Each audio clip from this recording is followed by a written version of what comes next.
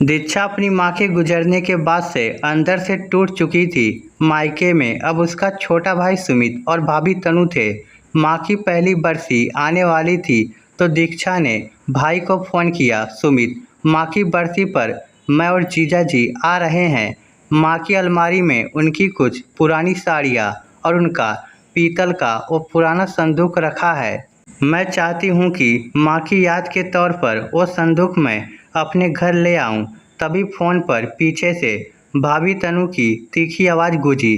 दीक्षा, माँ को गए साल भर हो गया, अब इस घर में तुम्हारा क्या हक बचा है।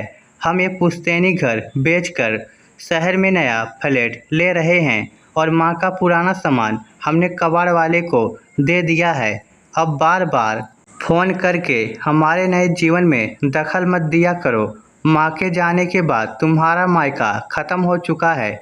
सुमित ने भी तनु की हाँ में हाँ मिलाई और फ़ोन काट दिया।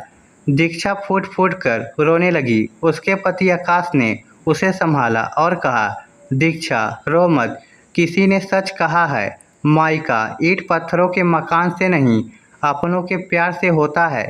तू अपनी बड़ी बहन काजल दीदी से बात क्यों नहीं करती? दीक्षा बोली, नहीं आकाश, दीदी के खुद के बच्चे बाहर पढ़ते हैं।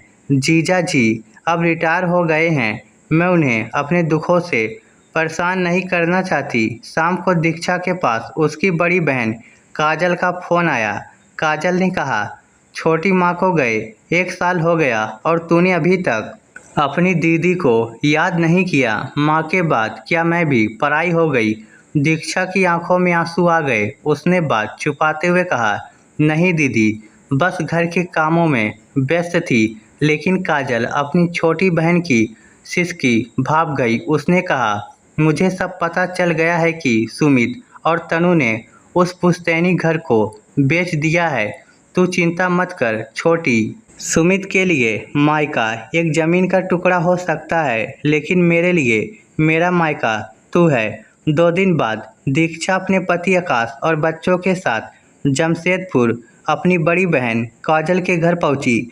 जैसे ही दरवाज़ा खुला, सामने का नज़ारा देखकर दीक्षा के आंसू रुक नहीं पाए। काजल दीदी ने अपने घर के सबसे खूबसूरत कोने को एक मंदिर जैसा सजाया हुआ था और उस कोने के बीचों बीच माँ की वही पुराना पीतल का संदूक और माँ की पसंदीदा साड़ियाँ रखी हुई थी। काजल ने सुमित के घर बिकने से पहले ही खुद जाकर कबाड़ वाले से वो सारा सामान भारी कीमत देकर खरीद लिया था। काजल ने दीक्षा को गले से लगा लिया और रोते हुए मुस्कुराई, ले छोटी, सुमित ने भले घर बेच दिया, लेकिन हमारी माँ की यादें और तेरा मायका अब इस दीदी के घर में हमेशा जिंदा रहेगा। आकाश ने मुस्कुराते हुए कहा, अगर दोनों बहनों का भरत मिलाप हो गया हो तो दीदी की हाथ की एक कड़क चाय हो जाए। पूरा घर खिलखिला उठा। दीक्षा को एहसास हो चुका था कि जहाँ सम्मान और निस्वार्थ प्यार हो, मायका वहीं होता है। दोस्तों, माँ बाप के जाने के बाद भाई भाभी भले ही मुंह मोड़ ले, लेकिन अगर बहनें एक दूसरे का हाथ थाम ले तो मायके का अस्तित्व और माँ का प्यार कभी ख़त्म नहीं होता। इस स्टोरी को लेकर आपकी क्या राय है? नीचे कमेंट करके हमें ज़रूर बताइएगा। धन्यवाद।